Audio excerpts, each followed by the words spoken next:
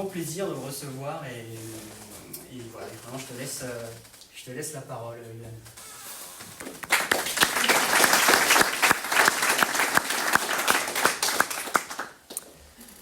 Plaisir partagé, mon cher Nicolas. Bonsoir à tous, bonsoir à toutes. Je suis très content, un peu excité, un peu fébrile. Les premières minutes vont être comme ça et puis après ça va se détendre. Est-ce que quelqu'un peut éteindre la lumière ? C'est mieux ? Les premières photographies connues, attestées de votre ville de Concarneau, elles datent des années 1857-1858 et on les doit à un tandem assez rigolo. Ils sont cousins, je crois, Charles Furne et Henri Tournier.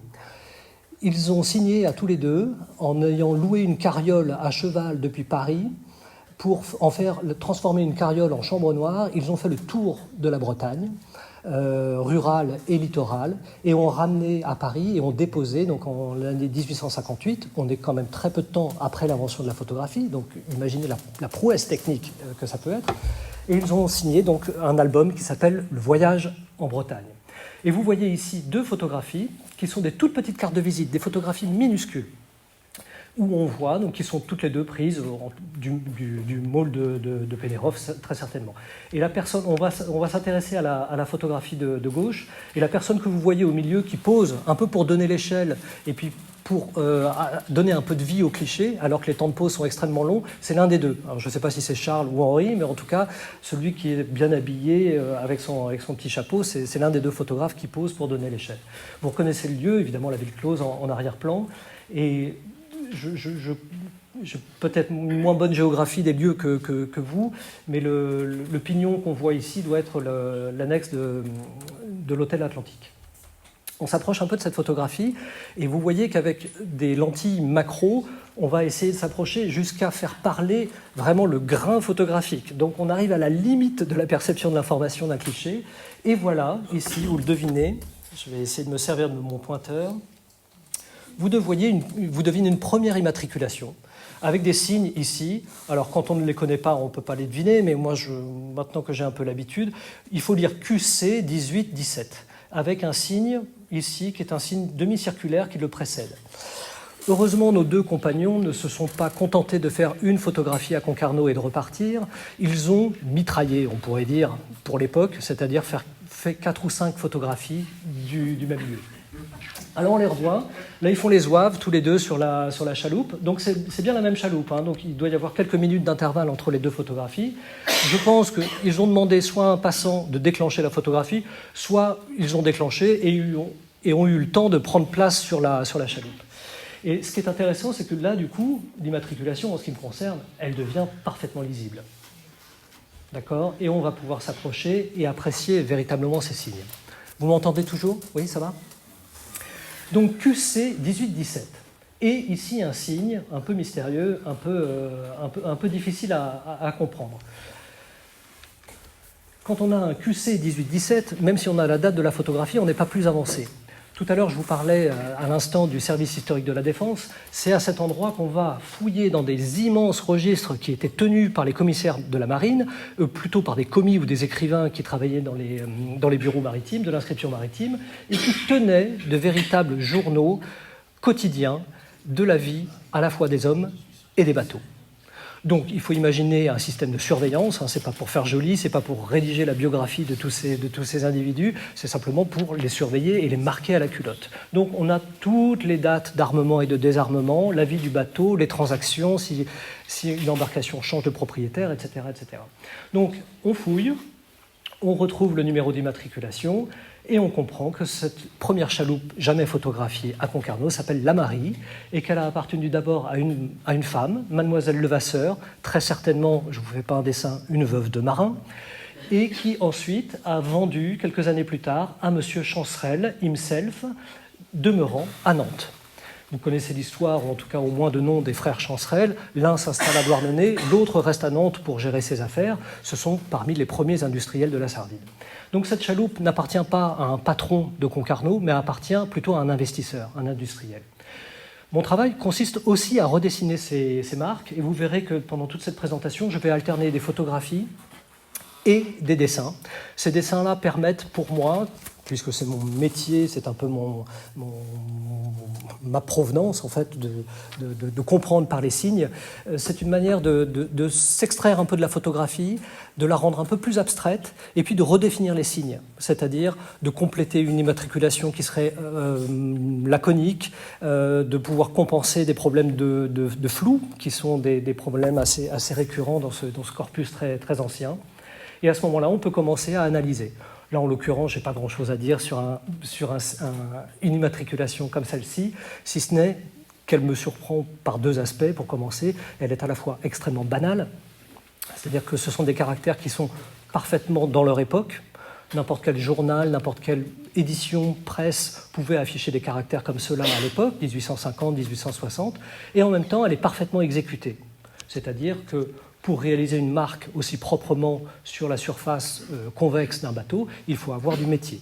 Donc pour moi, il y a quelque chose qui est à la fois sans surprise, le registre graphique, et en même temps déjà parfaitement accompli ou au moins structuré, c'est-à-dire que ce n'est pas n'importe quel kidam qui a réalisé cette marque.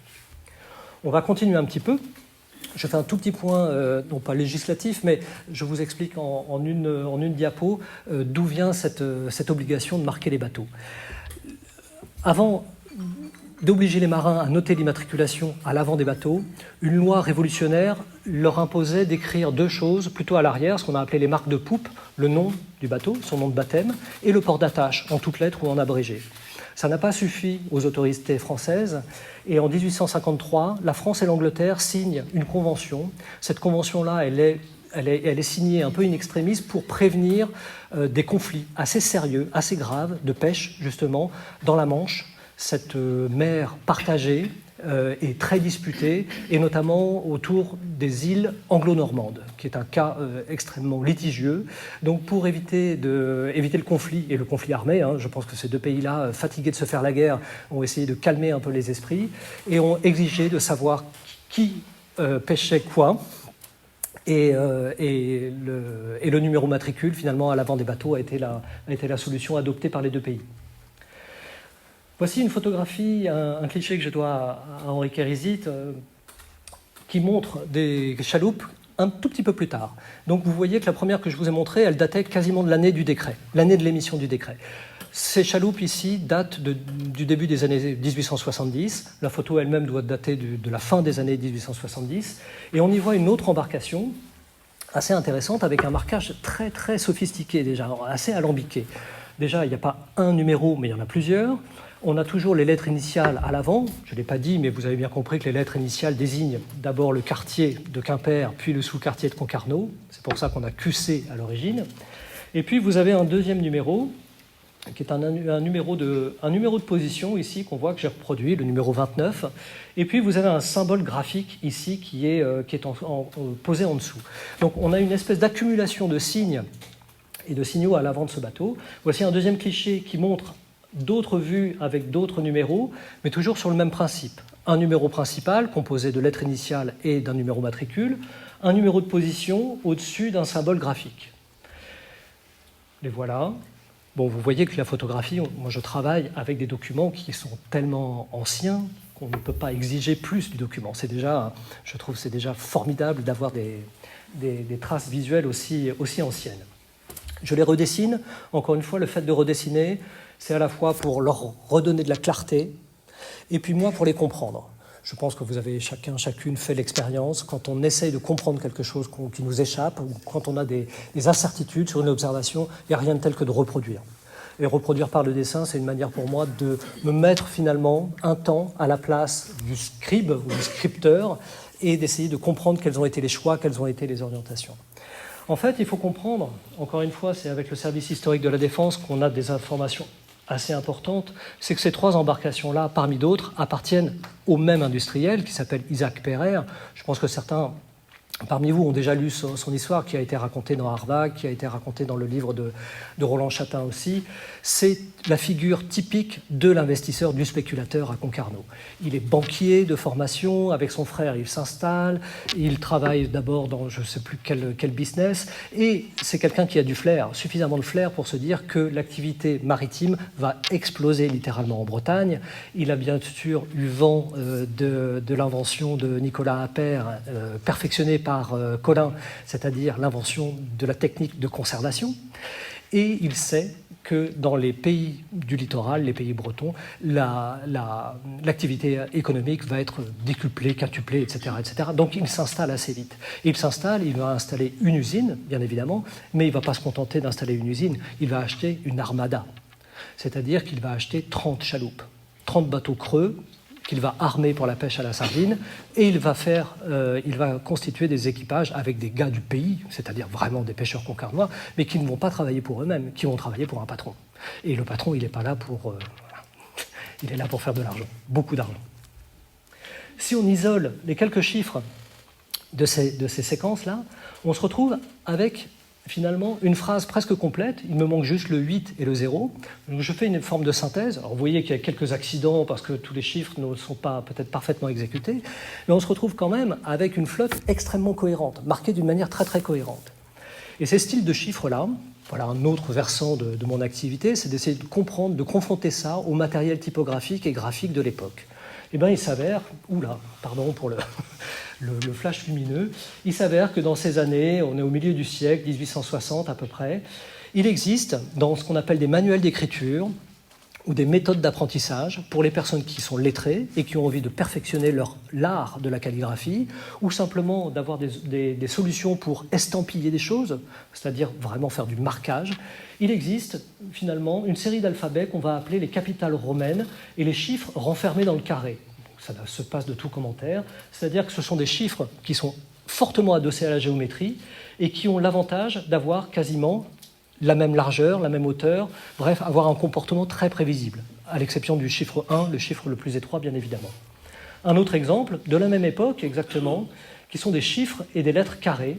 Et vous voyez qu'on a un vocabulaire qui est peut-être pas très très gracieux, on est assez loin de la calligraphie un peu plus envolée ou de style baroque, mais on a quelque chose qui est assez méthodique, facile à reproduire, avec un compas, avec une grille, on va pouvoir tracer des chiffres qui vont être assez vite opérationnels. Est-ce que ça vous parle un peu, ce vocabulaire-là ? Est-ce que ça vous fait penser à quelque chose ? Rien ? Voilà. Des idées ? À la même époque, exactement, puisque le 19e siècle est un siècle, il faut le comprendre comme un siècle de la mesure, un peu de la démesure aussi, mais c'est d'abord un siècle de la métrologie. C'est un siècle où, globalement, l'héritage de Napoléon va être la surveillance à tous les étages. La surveillance et, comme dirait Michel Foucault, la surveillance est ce qui va avec, c'est-à-dire la punition. Et on va inventer, finalement, des règles, on va inventer des normes et on va essayer de numéroter les individus, les choses, pouvoir les classer, les estampiller et éventuellement sanctionner un écart. On demande, à la même époque, aux marins d'immatriculer leur bateau, mais on demande aussi aux propriétaires de maisons de placer un numéro dans la rue pour évidemment lever l'impôt, etc., etc. Donc en fait, tout ce vocabulaire graphique, qui est un vocabulaire normatif, en fait, il n'est pas surprenant de le retrouver. C'est un vocabulaire que vous allez pouvoir voir également en pochoir, par exemple, dans d'autres situations. Et finalement, ces formes-là incarnent un esprit, un courant, finalement, presque une voix de l'autorité, si on veut.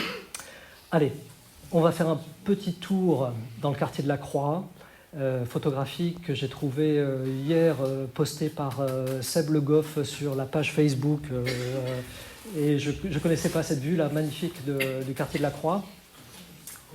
Ce sont toujours nos amis Charles Furne et Henri Tournier. On peut les remercier parce que sans eux, on n'aurait pas de témoignages photographiques aussi anciens de la ville de Concarneau. Il faut savoir que le quartier de la Croix, c'est le quartier où s'installent assez rapidement tous les industriels. Les premiers sont Philippe et Cano qui s'installent en 1851 à peu près.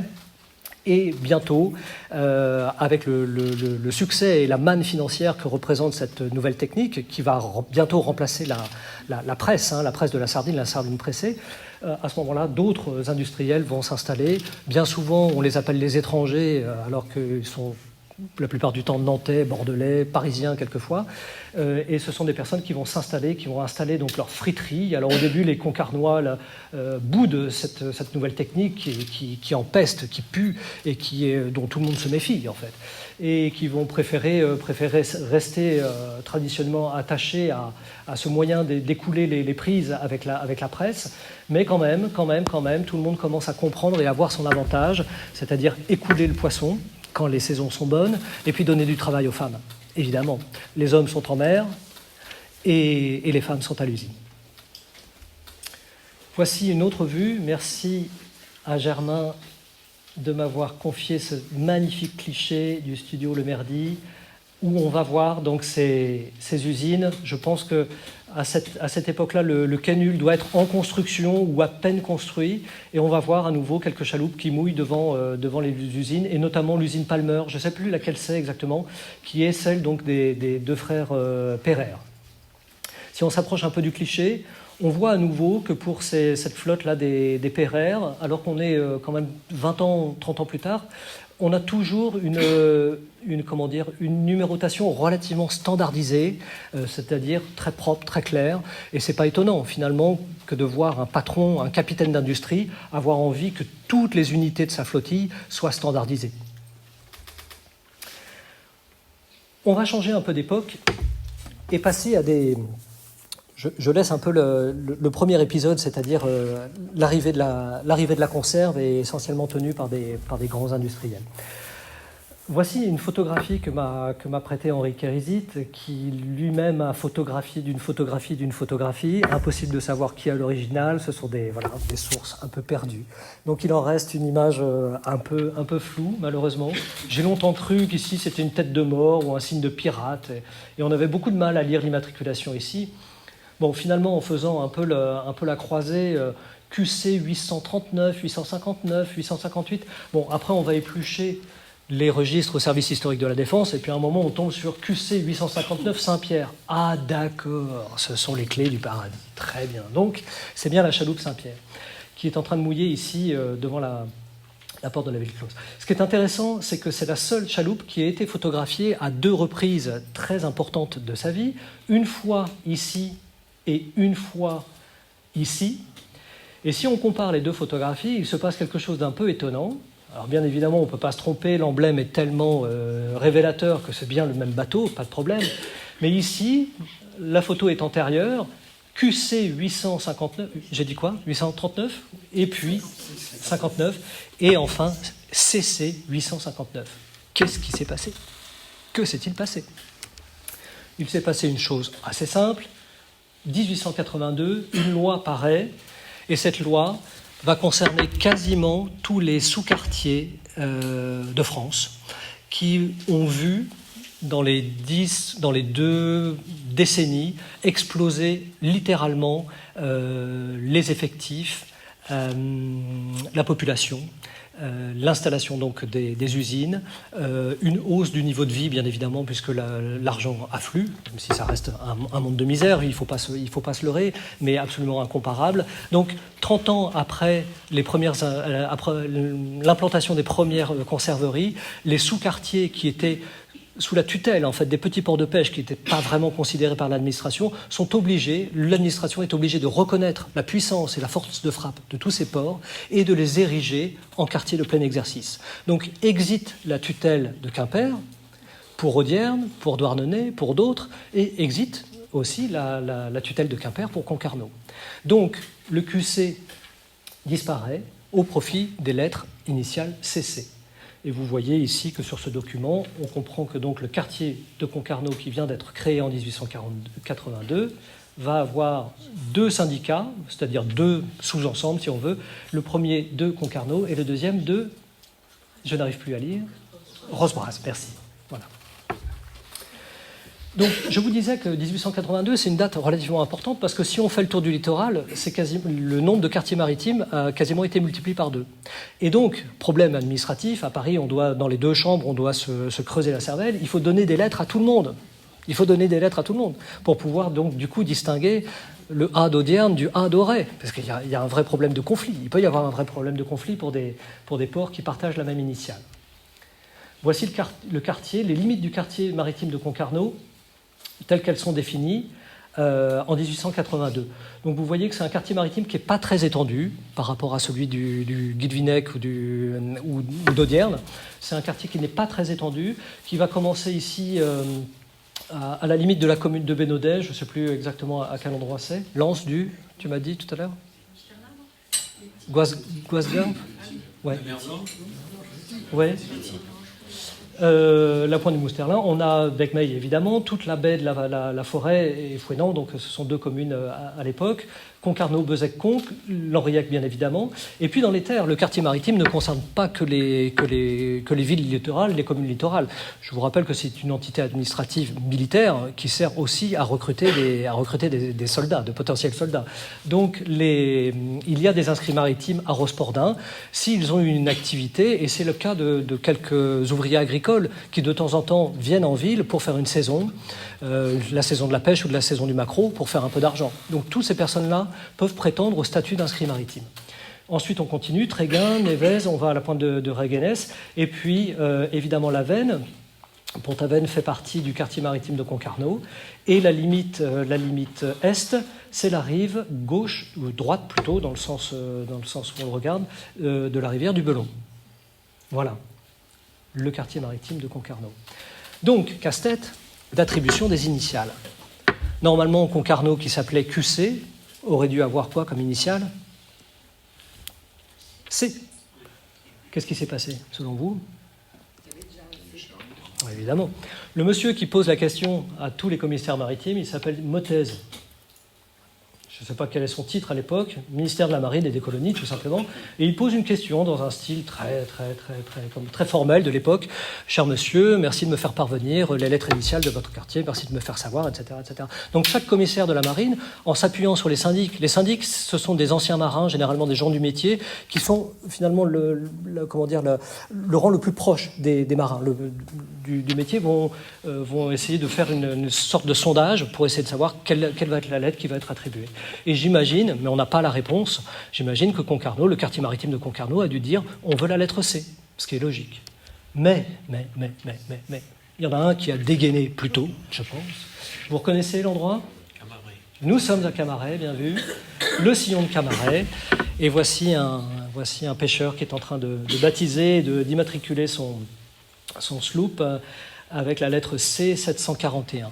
Pourquoi Camaret a eu la lettre C et Concarneau a dû avoir une deuxième initiale? Mystère. L'explication la plus plausible, c'est que l'administration française raisonne dans le sens inverse des aiguilles d'une montre, en listant l'intégralité des arrondissements maritimes en commençant à Dunkerque, en faisant le tour jusqu'à la Bretagne. La façade atlantique s'arrête au plus bas à Saint-Jean-de-Luz et reprend ensuite le pourtour méditerranéen.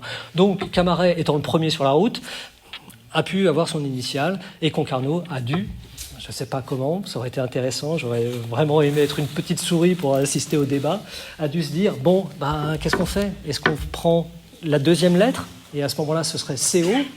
Est-ce qu'on prend la dernière lettre, comme ça se fait parfois en Angleterre, et à ce moment-là, ça aurait été CU? Je pense que là, tout le monde a dit non, pas CU, bon. Et finalement, CC s'est imposé, et vous allez voir que ça a été une très très bonne idée. Je ne sais pas si c'est volontaire ou pas, mais celui qui a pris la décision a eu le nez creux ce jour-là. Un petit récapitulatif de l'état des sous-quartiers de Quimper. Donc il y a un moment où tous étaient soit QA, soit QD, QA, QC. Je passe sur le fait que Concarneau a un temps appartenu au 3e arrondissement maritime, donc a dépendu de Lorient, un tout petit peu.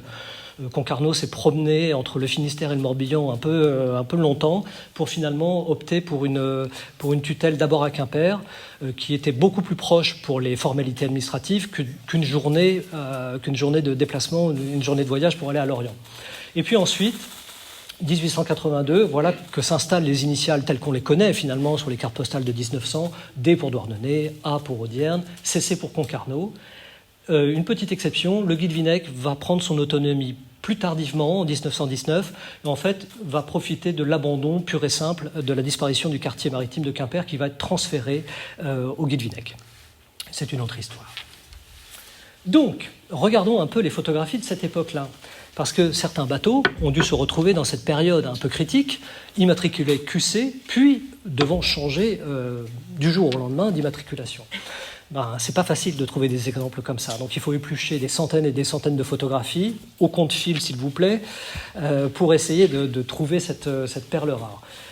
À la bibliothèque historique de la ville de Paris, il y a un cliché qui appartient au fond nordin, qui, encore une fois, ce sont des frères qui ont énormément documenté la Bretagne, plutôt dans les années 1880-1890, et qui photographient cette chaloupe là, qui traverse le passage. Et si vous vous approchez et que vous prêtez un peu attention, mais je pense que c'est relativement clair sur cette photo-là, on s'aperçoit que derrière le premier C, il y a un Q. Et qu'est-ce qu'on apprend du coup? Deux choses. La première chose, c'est que les lettres ne sont pas seulement peintes, mais gravées, et fortement gravées. Sinon, sur une photo de cette qualité-là, on ne pourrait pas percevoir la trace de l'immatriculation précédente. Et on s'aperçoit aussi, et j'en viens à cette idée assez géniale d'être passé de QC à CC, puisque vous pouvez laisser le deuxième C en place, vous n'avez que le premier C à transformer, et par bonheur, même si vous n'êtes pas typographe de métier et que vous n'avez pas fait 10 ans d'école d'art, mettre un C dans un Q, c'est jouable. C'est jouable. Ça n'a pas été le cas pour tous les quartiers maritimes. Quelquefois, ça a été plus compliqué. Voici quelques photos. Il existe quelques cas d'immatriculation. Quand on les regarde de près, on se dit, tiens, c'est bizarre. Pourquoi le premier C n'est pas pareil que le premier?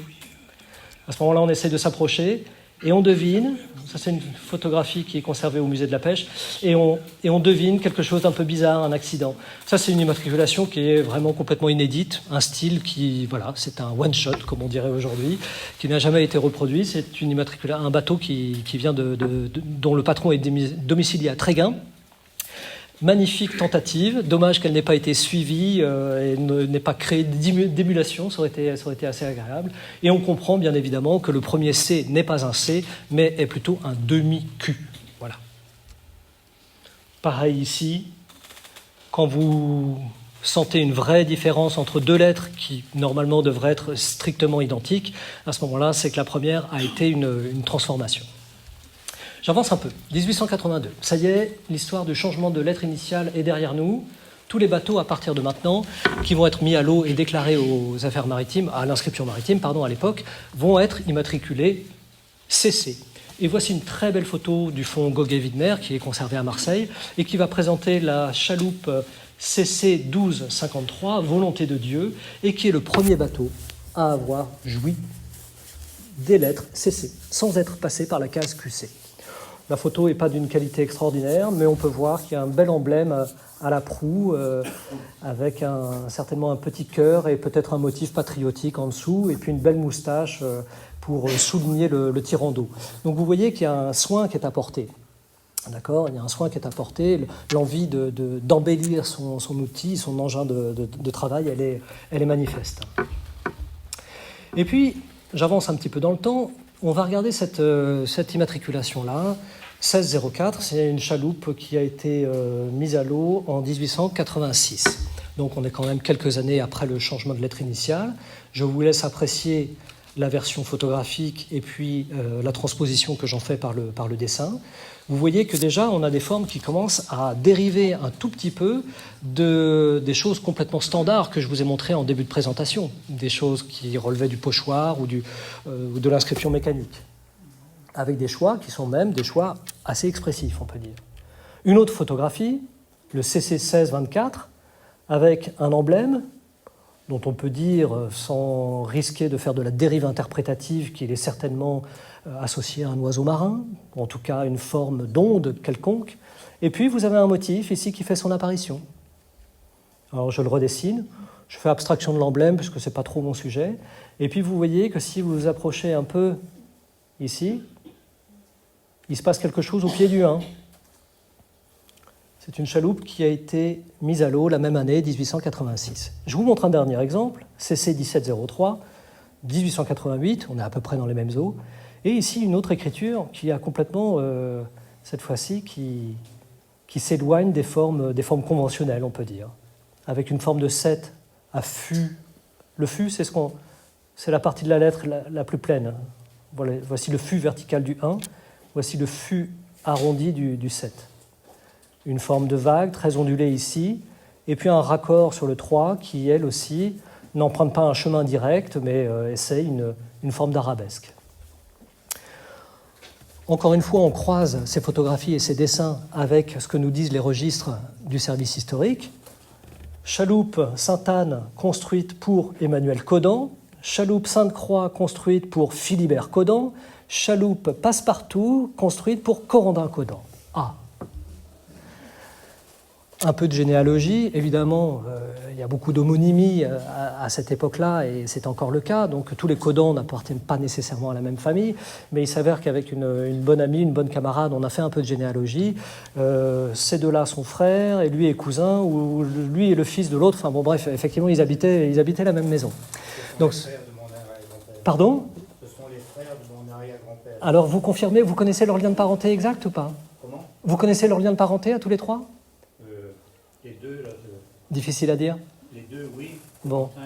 Peut-être pas. Ah bah, je suis touché, je suis ému. Vous êtes Caudan vous-même ? Comment ? Vous vous appelez toujours Caudan ? Non, mais ma grand-mère s'appelait Caudan. Ah d'accord, bon bah écoutez, très heureux de voir une connexion directe avec ces trois hommes qui ont donc mis à l'eau à peu près à la même année leur chaloupe et qui ont très certainement fait appel, selon moi, à la même personne pour marquer leur immatriculation. Même si on note des différences, même s'il y a des options qu'on ne retrouve pas ça et là, il y a quand même des indications, ou en tout cas un désir manifeste de soigner, et je pense de faire appel à quelqu'un. Ou alors, autre option, c'est l'un des trois qui a signé l'immatriculation. On va continuer les hypothèses si vous voulez bien. Ce qui est intéressant, c'est qu'on a un deuxième indice à propos de ce triptyque, là, si vous voulez, ou de ce trinôme, c'est les marques de poupe. Parce que quelquefois, c'est assez intéressant d'avoir une confirmation en allant regarder d'autres marques.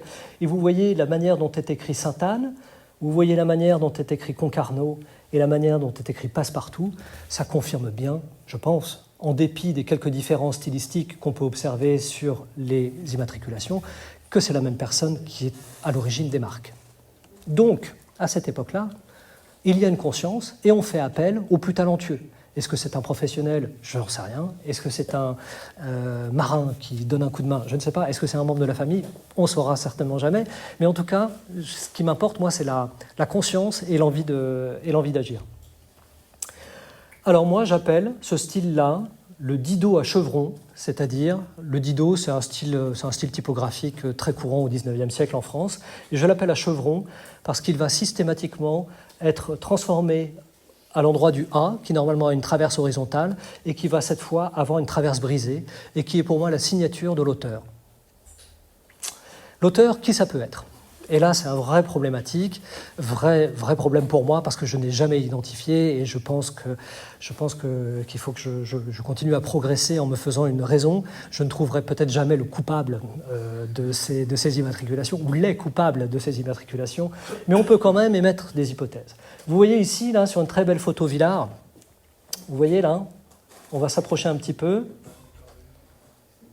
Il y a quelqu'un ici, là, mais il n'est pas tout seul, hein, vous voyez ? Il est accompagné d'un enfant, sans doute le sien, peut-être un jeune apprenti. Et puis, qu'est-ce qu'il est en train de faire, ce monsieur ? Il est en train de peindre. Et il a bien du courage, parce que pour peindre en équilibre sur une petite annexe, avec un garçon ici. Et on a la chance d'avoir une deuxième photo, puisque Villard, lui aussi, la famille Villard mitraillait un petit peu pour ses cartes postales. Donc, en fait, on a deux photos. La première, elle est en très bonne définition puisqu'on a conservé l'original. La deuxième, malheureusement, le négatif original a disparu, mais on a une carte postale. Donc c'est pour ça qu'elle est moins définie. Mais ça permet quand même d'animer un tout petit peu cette séance de marquage Voici le GIF animé le plus court de l'histoire. Hein, d'accord ? Je peux faire ça toute la nuit si vous voulez. Moi, je l'ai regardé toute une journée comme ça pour essayer de comprendre ce qui se passe. Parce que dès qu'on crée du mouvement, dès qu'on insuffle du mouvement dans une vue, on peut essayer de comprendre et de scénariser ce que font les uns et ce que font les autres. Vous voyez cette barque qui chasse, aucun point d'appui sur la coque, et puis les deux qui travaillent. Maintenant, qu'est-ce qu'on fait quand on s'est lassé de ce gif animé ? On essaie de comprendre qui ça peut être, quelle figure c'est. Parce qu'il n'a pas une dégaine de marin, cet homme-là, au premier plan. Il n'a pas la vareuse sombre habituelle qu'on voit sur toutes les photographies. Il n'a pas le béret non plus. Il est plutôt équipé d'un autre accoutrement. Et cet autre accoutrement, il correspond à une profession qui est relativement bien établie, plutôt dans les grandes villes, mais qui commence à contaminer toutes les villes moyennes qui sont en plein essor. Ce sont les peintres en lettres ou les décorateurs. Ce sont des gens qui font de leur talent et du fait qu'ils soient lettrés et qui proposent leurs services évidemment aux commerçants, aux hôtels, aux bistrots. Et pourquoi pas ouvrir un nouveau marché finalement en proposant des services aux marins, qui ont, eux, une demande extraordinaire. Vous imaginez les débouchés. On est à une époque où Concarneau doit compter 500, 600 chaloupes, avec une centaine de constructions par an, si ce n'est pas plus. Donc, cette personne-là, avec, je ne sais pas si vous êtes d'accord avec moi, un tablier certainement ici, casquette courte et vêtu de blanc, je pense que c'est ce qu'on peut appeler un peintre en bâtiment, maître décorateur. Les termes sont un peu flous à l'époque. Alors, quand on émet cette hypothèse-là, on ne peut pas s'en tenir à quelques, suggestions, idées, hypothèses. On est obligé quand même d'aller faire un tour en ville. Parce que cette personne-là, si c'est véritable, cette figure, je veux parler de figure plutôt que d'une personne ou d'un individu en particulier, cette figure-là, si elle peint des bateaux, elle doit aussi avoir une autre activité en ville. Donc, voici une autre sélection miscellanée de photographies de Concarneau, des enseignes de Concarneau. Alors, c'est toute époque. Vous reconnaissez le studio de photographie de Monsieur Charles, qui va donc devenir le studio Le Merdi par la suite. Voici une vue sur les quais du bassin Pénérof. On va voir en bord de photographie quelques enseignes. Boulangerie, oui, merci. À la descente des Grésillons, tout un programme. Voici un autre détail de photographie. Donc tout ça, vous imaginez bien que c'est minuscule sur un cliché. Et on voit un peu de quoi sont capables les peintres en lettres qui, eux, là pour le coup, sont très, très clairement rémunérés par la tenancière du bistrot ou par le gérant de l'hôtel pour faire une belle inscription. Et ça, voilà typiquement les inscriptions de l'époque, fin 19e siècle, où vous allez avoir quelquefois un effort qui va être fait sur la première lettre, la lettre initiale, où là on va se donner la peine de lui donner de la qualité ornementale, et généralement, par souci d'économie, pour aller vite, les autres lettres du mot sont faites d'une manière beaucoup plus simple, beaucoup plus standard, beaucoup plus rapide à exécuter. Donc vous voyez qu'ici, c'est une profession de gens qui se déplacent dans des grands portfolios, des grands cartons à dessin, ils achètent des exemples qui leur sont vendus à prix d'or par des éditeurs et des imprimeurs parisiens, et qui donnent des exemples. Et voilà ce qu'ils ont, comme un portfolio, comme un book. Et ils vont voir les hôtels, ils vont voir les bistrots, et ils leur disent « Bon, alors vous voulez plutôt ça, vous voulez plutôt ça, et on convient d'un prix, on convient d'un tarif. » Voici d'autres exemples, et vous voyez qu'à Concarneau, hormis quand on est avec des établissements qui sont des établissements un peu élites, c'est-à-dire pour recevoir des touristes, pour recevoir du beau monde, globalement, quand c'est pour des petits commerces de proximité, c'est fait, les marquages sont faits à l'essentiel. Très simple. Même pour l'Atlantic Hotel, vous voyez qu'ici, bon, encore une fois, la lettre initiale est un peu ornée, mais le reste, c'est relativement standard. J'avance un peu dans le temps. Ça, c'est plus récent. On doit être, donc c'est l'avenue de la Gare, vous l'avez reconnu. On doit être dans les années 15, les années 20, entre deux guerres peut-être. Vous voyez que le style se précise, c'est un peu plus élaboré. Là, on est carrément dans les années 30. On change d'époque, mais finalement, le registre graphique et typographique reste assez peu spectaculaire. on reste dans des standards typographiques de l'époque. Vous ouvrez n'importe quel spécimen de fonderie typographique ou d'imprimeur et vous retrouverez ces exemples-là, rien de très spécial en fait. Et puis enfin, j'avance, on arrive dans les années 60 et peut-être que certains parmi vous ont connu cette boutique-là et cette enseigne magnifique avec donc une très belle enseigne sculptée ici à Concarneau. Voilà, tout ça pour dire qu'il y a un vrai problème avec cette hypothèse de peintre en lettres qui, de prime abord, semble assez intéressante et assez prometteuse. C'est que, selon moi, si vraiment un peintre en lettres de Concarneau avait avait réalisé un bon nombre de marques de chaloupes, on aurait retrouvé, par phénomène de réciprocité, si vous voulez, on aurait retrouvé des formes graphiques marines sur les établissements, sur les façades des maisons. Et ça, je ne l'ai jamais vu. Je n'ai jamais vu de communication directe avec un style qui passe d'une façade à une chaloupe ou d'une chaloupe à une façade. Et ça, pour moi, ça pose un vrai problème. C'est que, pour moi, la piste du professionnel de la lettre établi, de l'artisan de la lettre, elle est crédible, mais à mon avis, elle n'explique pas tout.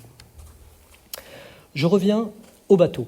On va passer à la décennie 1890, où à nouveau, patatras, de nouvelles formes surgissent. Voici une très belle photographie. Merci Henri de m'avoir prêté ce cliché formidable. Et ce cliché, je pense que vous le connaissez, pour celles et ceux qui ont, comme moi, épluché le tome 1 de Harvag, lu et relu. C'est l'exemple qui a été pris et redessiné donc par Henri Kérizit en 1978 pour justement illustrer en couleur, s'il vous plaît, le court chapitre dédié à la décoration des chaloupes sardinières. Et évidemment, cet exemple-là, il a été pris parce Je parle plus fort, pardon, ça va ? Il a été pris et redessiné puisque finalement il va cumuler un nombre de signes et de signaux qui sont assez intéressants. Une graphie particulièrement exotique, on peut dire, ou en tout cas tarabiscotée pour les lettres. Vous allez avoir ce qu'on appelle des petites barbes, je vais parler plus tard des petites barbes qui naissent au pied des chiffres droits, ici, voilà. Et vous avez un emblème très certainement patriotique. On est à une époque où, globalement, vous savez que les journalistes insistent beaucoup sur cet esprit de revanchisme et que les instituteurs inculquent aussi déjà à la future génération cet esprit d'intégrité de la patrie. Bref, la société française est en train de préparer la Première Guerre mondiale, tout simplement. Donc l'esprit patriotique, il est extrêmement fort à cette époque-là. Et puis vous avez aussi la couleur, donc le liston. Alors bien évidemment, nous n'avons que des clichés qui sont monochromes, mais c'est un peu trompeur. Il faut imaginer que, bien évidemment, les marins ne se sont pas interdits la couleur. Voici donc cet ouvrage de référence qui paraît en 1978 pour la première fois et qui va donc consacrer quelques pages à l'ornementation, les emblèmes, les listons, les objets gravés, et puis donc les avirons, les petits marquesaines, les petits marques de filets de pêche, et puis les immatriculations de bateaux. Et pour la première fois, on a aussi un texte, puisque l'équipe d'Harvag, avec Bernard Cadoret en tête, a mené des enquêtes à l'époque, et des enquêtes auprès d'une génération qui était en train de disparaître, c'est-à-dire des gens qui avaient donc 90 balais dans les années 80, au tout début des années 80, des gens qui avaient connu véritablement de visu et qui avaient pratiqué la voile traditionnelle, avant la motorisation. Et ici, on a donc un témoignage assez précieux d'un douarneniste qui s'appelle Jean Derrien et qui a été lui-même graveur, auteur d'immatriculation à Douarnenez pendant plus d'un demi-siècle. Ce qui est intéressant ici, c'est que cet homme-là nuance sérieusement, et même il va réfuter une thèse qui est une thèse assez tenace encore aujourd'hui, qui est celle des chiffres péchants, c'est-à-dire d'une quelconque origine superstitieuse derrière l'enjolivement des lettres. Voici le C1744, Arche d'Alliance, magnifique. Et puis une autre immatriculation, même époque. On est en 1889, tout début des années 1890. Voici la marque CC 1788. Vous auriez lu GG 1788, je ne vous en aurais pas voulu, parce que là, il y a eu manifestement quelqu'un qui est allé un peu loin dans l'ornementation et qui a mis en péril la lecture des lettres. Alors, quand on s'approche bien, voilà ce qu'il faut comprendre de ces petits ornements qu'on appelle quelquefois des boules ou des perles en typographie. Le vocabulaire n'est pas complètement arrêté au XIXe siècle. Et donc cette envie d'enluminer les pieds des fûts droits, le 7.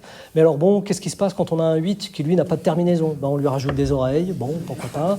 Et puis ici, sur le C, le seul endroit qu'on puisse occuper, c'est celui-là. Mais le problème, oui, effectivement, c'est que quand on rajoute ce qu'on appelle une table à l'extrémité d'un C, on obtient une structure de G majuscule. Mais ça reste quand même quelque chose d'assez exemplaire. Qui sont, deuxième hypothèse, qui sont ces gens qui ont pu créer non pas seulement des immatriculations, mais qui ont pu prendre en charge quasiment la décoration d'une chaloupe. Emblème, couleur, forme des marques avant et forme des marques arrière. Je reviens sur une photo que je vous ai déjà montrée en début de présentation, et on va s'intéresser à cette figure-là, parce que autant le deuxième personnage qui est un peu masqué, aucun doute, c'est un marin, il en a tout l'air, en tout cas je pense qu'il a à peu près tous les attributs ici, mais cette personne-là qui est de dos, dans son joli 3 pièces en flanelle, avec sa chemise bouffante à rayures et son chapeau à bord large, c'est pas un marin du tout. Qui c'est? Comment?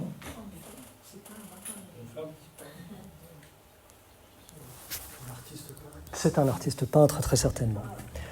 En tout cas, si on l'isole, évidemment, il est de dos, il ne va pas se retourner, c'est sûr. Mais on peut, par le truchement des rapprochements, on peut essayer de le comparer avec des styles d'époque. Encore une fois, je ne raisonne pas en termes d'individus et je ne cherche pas un coupable. Je cherche à déterminer plutôt un type de personne ou une figure qui aurait pu œuvrer et qui aurait pu agir. Alors bien évidemment, on ne les présente plus. Le tandem gagnant Alfred Guilloux et Théophile Desrolles, qui sont deux peintres amis, qui vont très rapidement devenir beaux-frères d'ailleurs, puisque Théophile Desrolles va épouser la sœur d'Alfred Guilloux, et vont fonder ce qu'on va appeler le groupe de Concarneau, ou la colonie de peintres de Concarneau, et qui va faire sérieusement concurrence à celle de Pont-Aven. Alfred Guilloux, son nom vous dit bien évidemment quelque chose. Lui, Desrolles est un Parisien qui va devenir Concarnois d'adoption. Alfred Guilloux, lui, c'est un homme du cru, c'est tout simplement le fils d'une autre figure légendaire à Concarneau, qu'on appelle parfois le pilote, avec respect, ou quelquefois le sorcier, avec crainte, et qui est Étienne Guilloux. Étienne Guilloux, je ne veux pas vous refaire la biographie de cet homme illustre, qui a d'abord été pêcheur, puis armateur, puis pilote du port, le plus grand connaisseur des eaux ici, et puis qui va ensuite s'intéresser de très près aux sciences et à la biologie, qui va œuvrer avec des éminents professeurs parisiens comme le professeur Coste, et puis Fabre d'Omergue ensuite, pour installer un vivier, pour essayer de comprendre comment se reproduisent les espèces, les crustacés, etc., etc. Et il va finir sa carrière, après avoir gravi tous les échelons de la société, il sera brièvement maire de la ville de Concarneau. Donc c'est une figure incontournable. Ce qui est intéressant, je remontre une photographie que je vous avais présentée en tout début de présentation aussi, c'est qu'ici, là, j'avais oublié et omis de faire un zoom sur cette immatriculation au second plan, ici, la QC 786. Alors je zoome et je la redessine, et vous voyez qu'elle est très très particulière quand même, extrêmement ornée. CC 1786. Il s'avère que cette chaloupe-là appartient effectivement à Étienne Guilloux, le pilote. On peut même imaginer, normalement le pilote est censé arborer plutôt une ancre marine, soit sur sa coque, soit sur sa grand voile, sur son taille-vent, pour être identifié des bateaux qui vont rentrer et sortir du port, bien évidemment. Mais cette ornementation-là, elle est quand même assez inédite. Je l'ai retrouvée absolument nulle part ailleurs. Et je commence à me demander si ce n'est pas le fils du papa qui est venu peindre cette immatriculation-là. Émilie, un autre bateau, CC 1823, qui est au nom de Madame Desrolles Guilloux. Donc là, il s'agit de la fille du pilote, qui du coup a les deux noms, a le nom de son mari, Desrolles, et le nom de son père, Guilloux, domicilié à Concarneau. Cette chaloupe Émilie, intéressante, puisque du coup le couple Desrolles, lui Théophile Desrolles, ne se contente pas de peindre, il ne peint que l'après-midi, mais le matin, son beau-père lui a confié les clés de comment on appelle, le parc à huîtres. En tout cas, il fait de la culture d'huîtres avec son épouse. Donc il devient marin lui-même et il est complètement adopté et intégré à la société concarnoise. Et bien voilà le bateau Émilie, qui appartient donc au couple Desrolles-Guilloux. Alors, je pensais tomber sur une immatriculation absolument faramineuse, complètement dingue d'invention, et finalement, ça arrive, déception à l'arrivée. Cette chaloupe a une immatriculation relativement banale, assez classique, rien de spécial au niveau des chiffres. Cette étoile-là est un emblème qui est un hommage à la Vierge Marie, la Stella Maris, hein, qui est extrêmement répandue à Concarneau. Donc, finalement, fausse piste ou petite déception, la chaloupe d'un peintre n'est pas particulièrement richement ornée. Bon, on passe là-dessus. Tant pis. Un autre bateau est au nom de Théophile Desrolles, qui s'appelle le Kergouliou, et qui porte le numéro 2076. Là, ça aurait été peut-être intéressant parce que, du coup, Desrolles devient quasiment armateur lui-même. Hein, malheureusement, pas de photographie. Voilà, donc ça arrive aussi. On peut avoir une référence sans photographie, une photographie sans référence. Bon, je vais faire un petit tour de cette colonie de Concarneau, parce que si Alfred Guilloux n'a pas touché aux immatriculations, pourquoi pas, hein, et Alfred Desrolles non plus, peut-être que d'autres peintres étrangers extérieurs à Concarneau, de passage ou s'étant installés un peu durablement, eux ont tâté de l'immatriculation. Bon, il faudrait faire de longues années d'histoire de l'art, et je remercie Mathilde Mobbs de m'avoir un peu soutenu dans l'histoire pour essayer d'aller fouiller dans les carnets de croquis de ces artistes de passage pour savoir s'il n'y en a pas un qui aurait, au hasard, griffonné une immatriculation. Voici une petite sélection d'œuvres de ces grands maîtres qui ont fait l'école de Concarneau.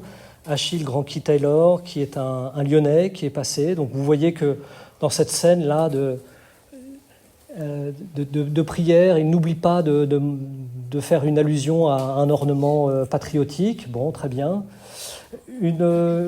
Une peinture intéressante d'un Russe qui s'appelle Emil Beneditov Hirschfeld, qui lui, je trouve, assez intéressant parce que, alors, mon image manque de contraste, mais vous voyez que le niveau d'exécution de l'immatriculation ici est tout à fait comparable au niveau d'exécution des immatriculations sur les bateaux.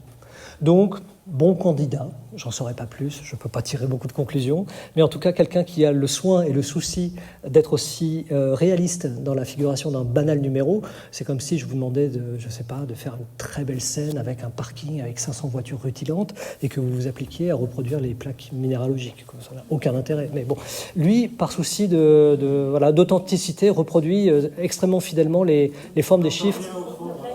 Pardon. Ah oui. Il n'y a pas non plus pour le micro. Je peux m'approcher un petit peu. Le son sera plus fort, mais vous allez avoir de l'écho. Ah oui, Je vais essayer de parler plus fort. Je porte plus la voix. Un Américain, Charles Henry Forthmuth, qui s'installe à Concarneau durablement, et qui lui aussi, dans quelques pochades, quelques esquisses, va prendre le soin de reproduire les immatriculations. On ne peut pas en tirer de conclusion non plus, si ce n'est peut-être qu'il a relevé une bizarrerie, un soin qui est porté aux chiffres, et il ne se contente pas de reproduire un sujet beaucoup plus valorisant peut-être, c'est-à-dire la chaloupe elle-même et puis les hommes au travail. Un Polonais de passage, puisqu'il y a eu aussi beaucoup de Polonais à se rendre à Concarneau, qui devient vraiment un centre réputé pour la peinture de genre en Europe.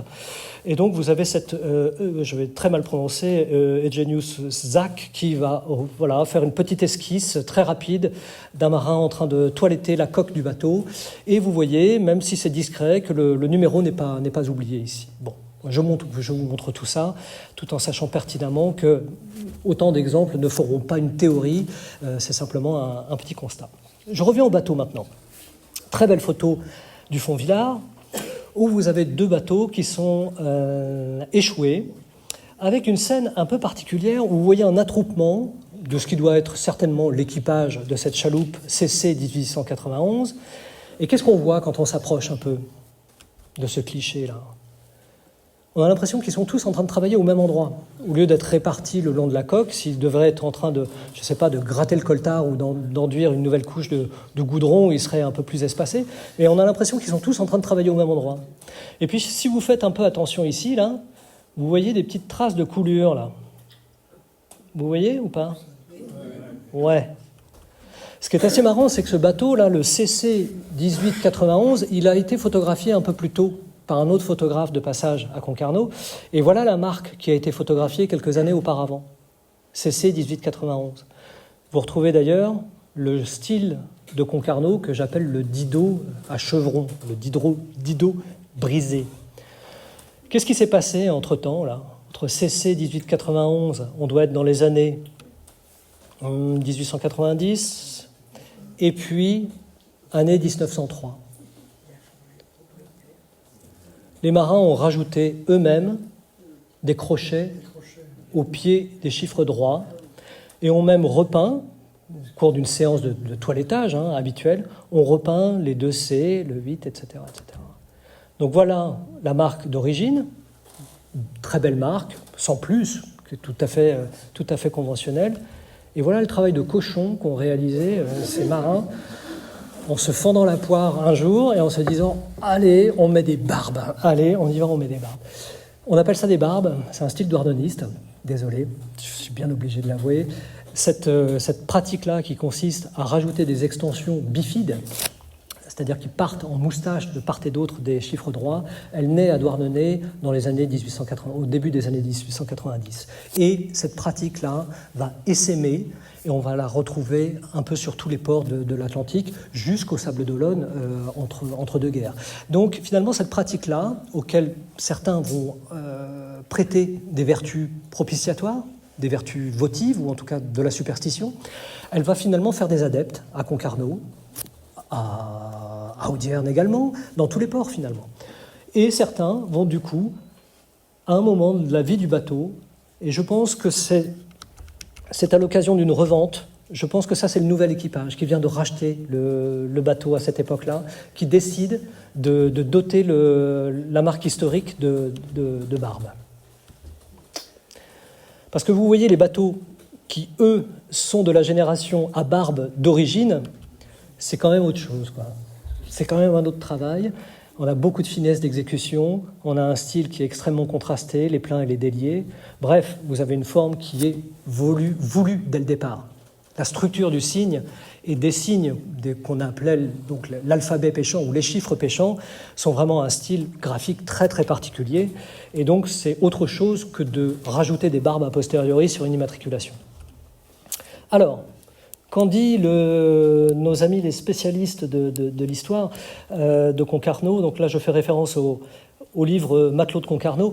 Certains gravent le numéro matricule de leur chaloupe en terminant chaque chiffre par un petit crochet, rappelant la pointe d'un hameçon. Pourquoi pas? Le bateau sera ainsi plus péchant. On trouve ce terme-là, péchant, cet adjectif. Plus il y a de crochets, plus les chances sont grandes. Mais quel malheur si on a un numéro comportant que des 8 et des 0. Voilà.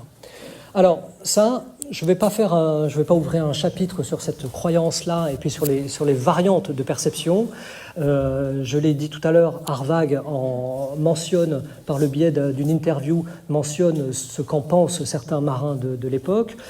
François Baudouin, historien, grand ethnographe maritime et nautique, lui aussi donne son point de vue en 1975. Les versions varient beaucoup, la tradition orale est relativement peu fiable, et puis je pense surtout que beaucoup de gens répètent, sans le savoir, finalement les mêmes lignes qui ont été imprimées. Donc je vais pas m'étendre beaucoup là-dessus. Dans certains ports, c'est le 8 qui porte malheur, dans d'autres, c'est le 1, le 7, le 4, enfin bon, tout est à peu près bon. Et puis, généralement, les historiens finissent par dire aussi que beaucoup de marins n'y croyaient pas, tout simplement, et qu'il y avait derrière cette pratique-là une envie stylistique, un désir esthétique, point barre. Un très bel exemple, je continue, un très bel exemple, CC7. Là encore, on est avec un nouveau patron, c'est-à-dire qu'il y a eu une transaction, le bateau a été vendu, sans changer de quartier maritime, donc l'immatriculation reste inchangée.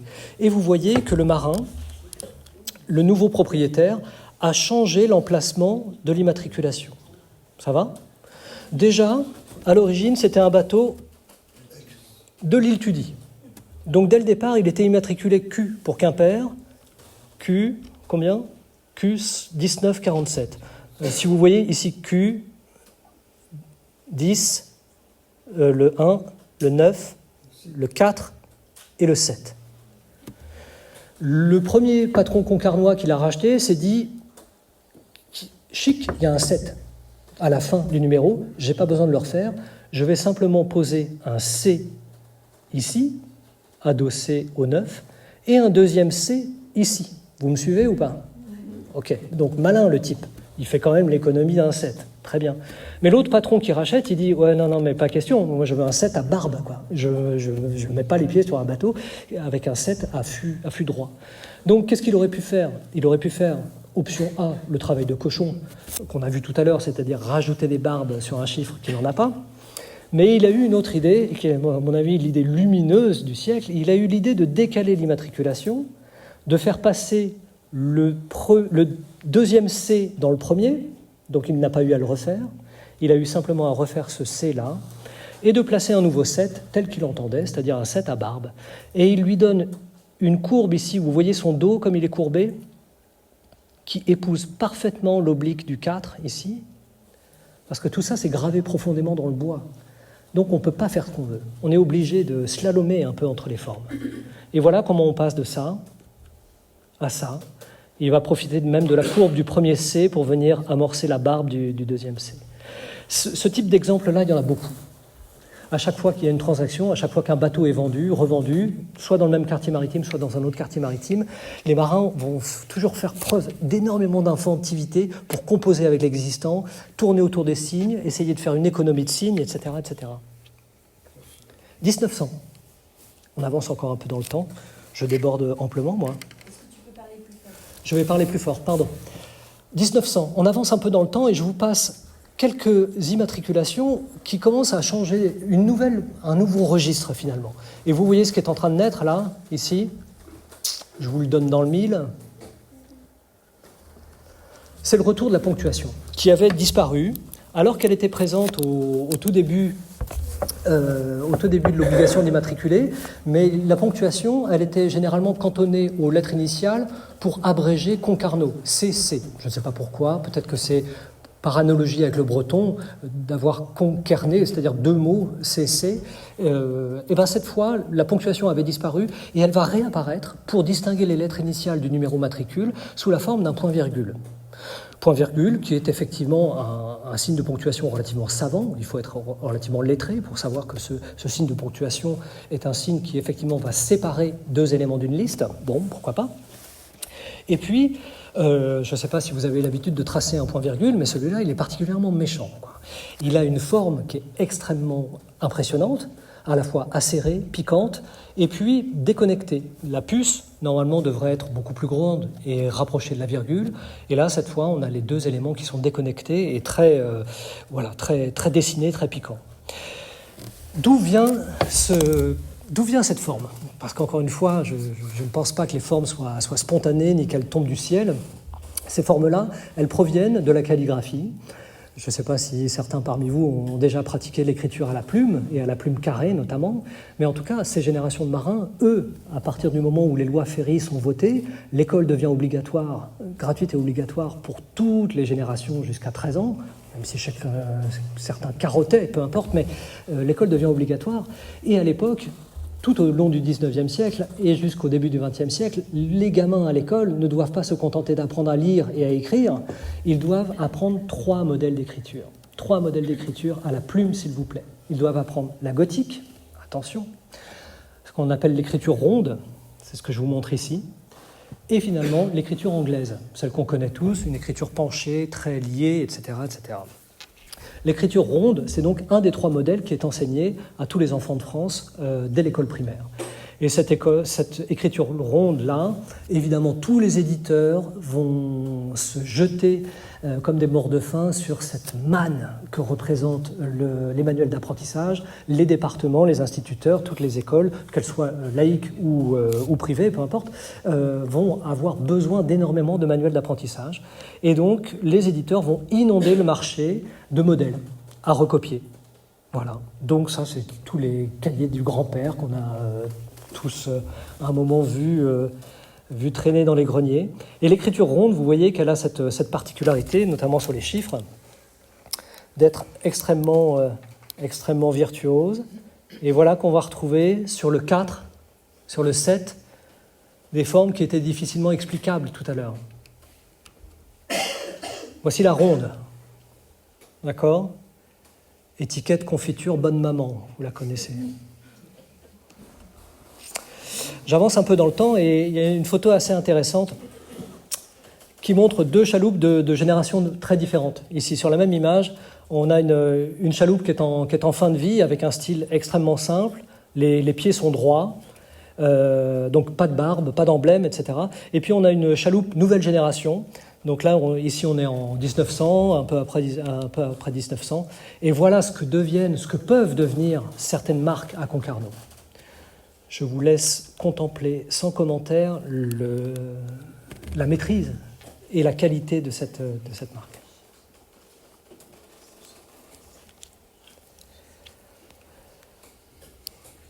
On a une chance aussi, c'est qu'à peu près à cette époque-là, un peu plus tard, mais les premiers autochromes arrivent en Bretagne. Autochrome, c'est une technique qui a été mise au point dans les années 10, 11, 12, 1910, 1900. Donc là, ça doit être une photo du port de Concarneau qui doit dater de juste avant-guerre, 1913 peut-être, et qui montre pour la première fois le port avec ses couleurs. Bon, peut-être qu'elles ne sont pas très très fidèles à l'original, peut-être qu'elles sont un peu saturées, mais en tout cas, on se rend compte aussi que cette étoile gravée, donc elle est gravée en creux, gravée dans le bois, les chiffres sont gravés aussi, le liston aussi, sont en plus, en fait, cette gravure-là, elle sert à accueillir du pigment. Elle n'est pas seulement là pour marquer définitivement, peut-être qu'elle est là pour empêcher de frauder, ce n'est pas exclu. La gravure, elle est aussi là pour éviter d'avoir à repenser l'immatriculation à chaque toilettage, à chaque carénage. Mais la gravure, elle est aussi là pour protéger le pigment. Elle accueille finalement, elle crée une cuvette qui va pouvoir accueillir de la peinture blanche, de la peinture jaune ou de la peinture dorée. Autre cas des mêmes années, 1904, je ne vais pas toutes les commenter, mais vous voyez à quel point le style s'installe. On peut noter quelque chose qui est aussi peut-être un peu moins perceptible, mais c'est l'augmentation de l'interlettrage, qui est une chose commune à tous les ports de Cornouailles à cette époque-là. Je pense peut-être même qu'une directive a été passée par les autorités qui aurait demandé aux marins de donner plus d'air entre les signes pour augmenter leur lisibilité. Concarneau, CC 697, j'avance. Et je vous montre des plus beaux spécimens de cette époque-là. Donc vous avez à nouveau un set qui est presque composé en deux fois. Vous avez la partie supérieure qui est de la ronde calligraphique telle qu'on l'apprend à l'école, et la partie inférieure qui, elle, adopte le nouveau style des barbes. Donc vous avez un set composite qui prend une sacrée allure, quoi, qui prend du mouvement, beaucoup de mouvement.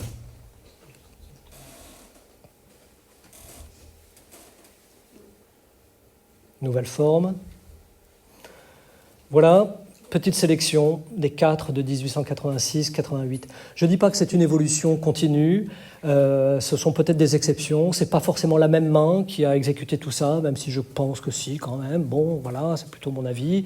Voici des 7, donc deux chiffres, le 4 et le 7, qui sont particulièrement sujets à l'embellissement.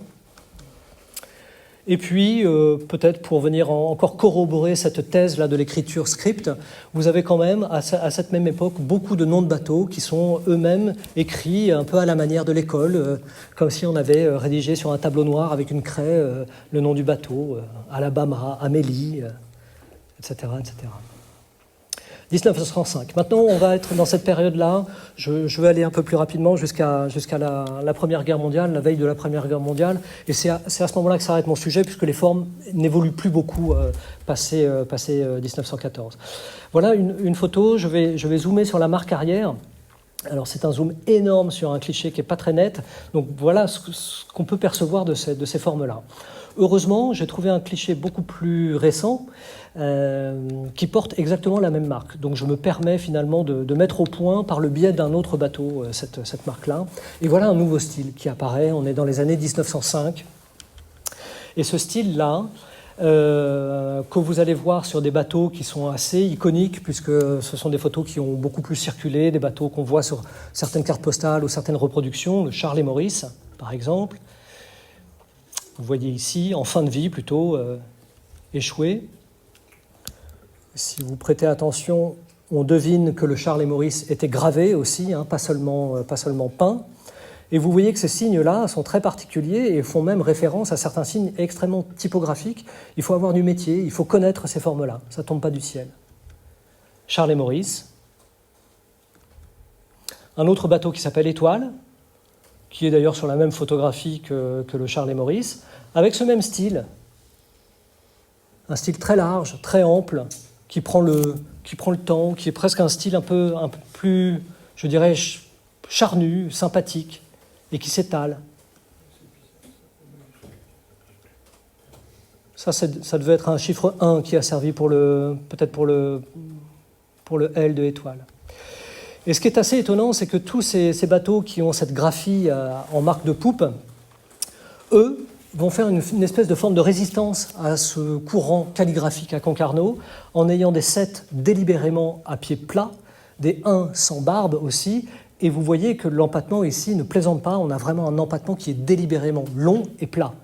Et on pourrait aussi comparer sur certaines formes de 5, que finalement la tendance n'est pas suivie. Donc si on fait le bilan de ces années-là, 1900-1905, on pourrait imaginer 2 courants ou 2 écoles. D'un côté, vous avez ces marques Concarneau avec des chiffres extrêmement expressifs et de provenance calligraphique.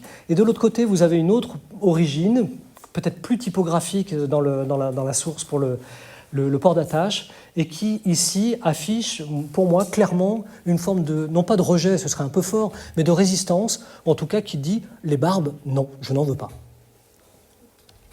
Ce qui est intéressant.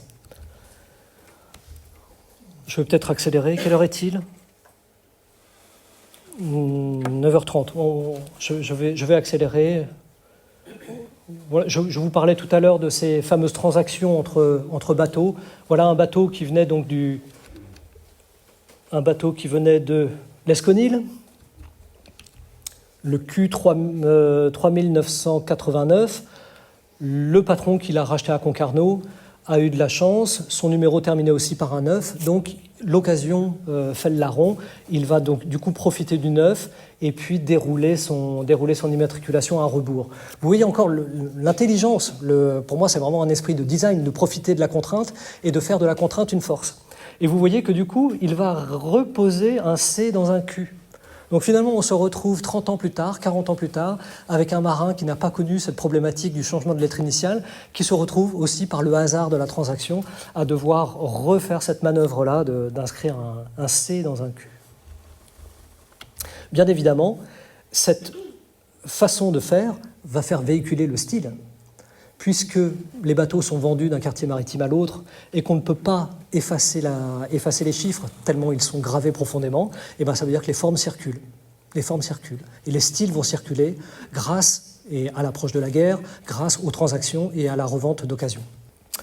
Allez, on avance dans le temps, et puis les bateaux que vous connaissez peut-être tous, puisqu'ils sont beaucoup plus proches de nous. Voici les styles dans les années 1925, donc après-guerre. Le Lénine, qu'on ne présente plus. Et puis un autre bateau, donc on est passé sur d'autres gabarits, hein. Ce ne sont plus des simples chaloupes sardinières, ce sont des... Pardon ? C'est le bateau de mon grand-père. Lequel ? Le Louise Marguerite ? Oui. Ah bon ? On est en famille, c'est incroyable. Vous connaissiez la photographie ? Non ? Pas celle-là, mais j'en ai d'autres. D'accord. Donc ça, je ne me trompe pas, c'est un côtre ou c'est un côtre sardinier ? Oui, d'accord. Donc on a changé de gabarit, on a changé de tonnage, hein, on a changé d'époque aussi. Il était motorisé à l'origine ou il n'était pas ? Il a été motorisé après. Après, d'accord. Donc là, je ne saurais pas dire s'il est équipé ou non. Mais voilà, encore une fois, 2 bateaux contemporains, 1725 et 1752, vous voyez qu'ils se suivent presque dans les registres. Il y en a un qui a opté pour le registre à barbe, 1, 7 et le 5, et puis l'autre qui a décidé d'avoir des pieds plats. Tout ça. Pour le nom, Oui. Marguerite, c'est le nom de sa femme. Oui. Et Louis, c'est le nom de la sœur de sa femme. Généralement, effectivement, il y a un petit clin d'œil comme ça. Et Lénine, c'était le grand-père. Allez, je termine par un dernier témoignage. Merci Henri Kérizit qui a fait un boulot remarquable dans les années 60 et 70. Il est allé, appareil photo en main, visiter les cimetières, les vallées des rois des bateaux. On est à Brignoud, dans le port de Brignoud, avec des carcasses que vous avez peut-être connues, hein, puisqu'elles sont restées en place quelques années, avec des carcasses de chaloupes et qui étaient donc en train de pourrir sur place. Henri a fait un relevé photographique, a dessiné, a pris les photographies donc de ces chaloupes et a même prélevé, avant qu'il ne soit trop tard, une précieuse planche, morceaux de bordée originaux de ces chaloupes des années 1925. Donc voilà un très bel artefact, parce que moi je ne travaille que d'après photographie, avec, vous voyez, des conditions quelquefois d'éclairage, d'exposition qui peuvent être extrêmement limites. Là, enfin, même si c'est un exemple un peu tardif, on a véritablement un relevé possible de ces formes initiales CC. Pas mal, non? Bon. Et vous voyez que, évidemment, le vocabulaire marin dont on parlait, qu'on interprète ici, voilà. Donc les marins de Concarneau n'étaient pas là pour jouer, quoi. Ça pique, ça plante.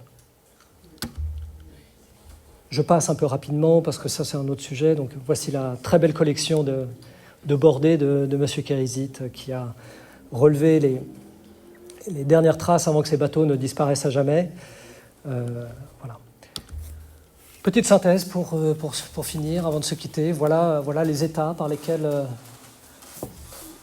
sont passés les bateaux, les générations de marins à Concarneau, Lorient-Concarneau, puis Quimper-Concarneau, puis enfin Concarneau-Concarneau.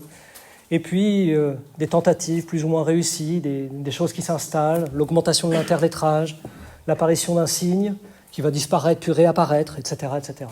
Donc voilà comment se forge finalement une identité de ville avec des signes qui sont puissants, fédérateurs, et que l'on connaît. CC pour Concarneau. Et après, vous les reconnaissez, celles-là? Non.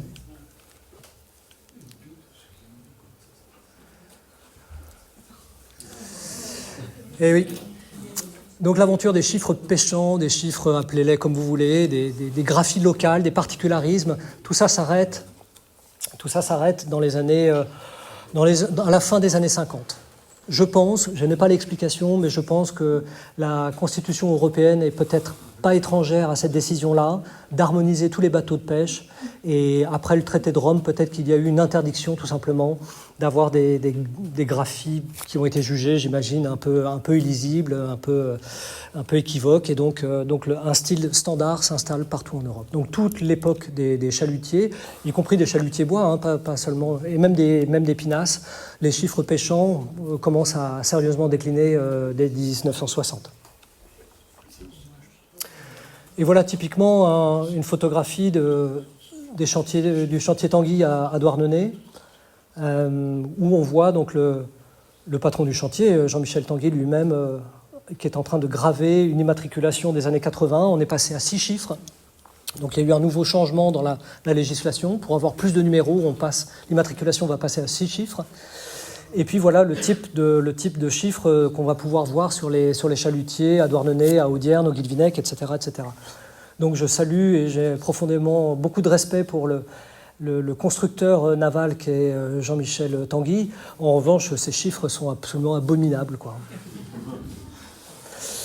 Et voilà, 1990, un exemple de chalutier à Concarneau qui porte une immatriculation à 6 chiffres avec le double C. Et puis voilà, plus jamais on verra de double C chargé d'identité, chargé d'histoire et qui est même peut-être quelquefois gonflé de vertu et gonflé de pouvoir magique. Allez, voilà une petite synthèse en images et puis je m'arrête là. Merci.